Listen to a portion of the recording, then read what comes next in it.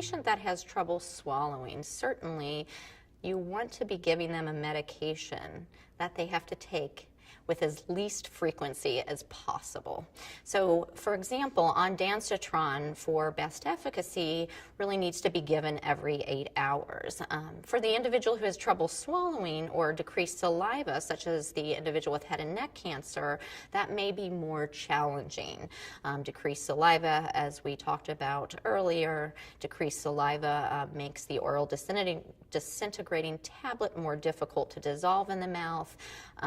So it's wonderful if an agent that has once daily dosing can be used, particularly in select populations such as head and neck or other GI malignancies who may experience difficulty swallowing. It's a standard maxim in medicine that the fewer times per day a patient needs to take a medicine, the more likely that patient will be in compliance.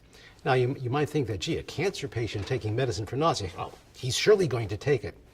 Well, it's that very patient who is distracted by a whole lot of other concerns.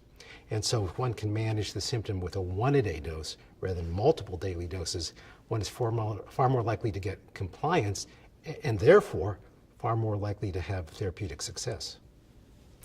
When we look at patients, especially those who have trouble swallowing, whether it be because they're a head and neck patient, maybe they've had radiation therapy, or maybe they have mucositis from their chemotherapy, we really have to look at, do we want to put multiple doses in, or do we just really want to get something in that's going to cover us for the whole day?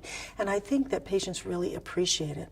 The other thing we have to think about is if we only have once a day dosing, they're not going to forget multiple doses. We have that ability to get it in. So once a day dosing is huge for our patients.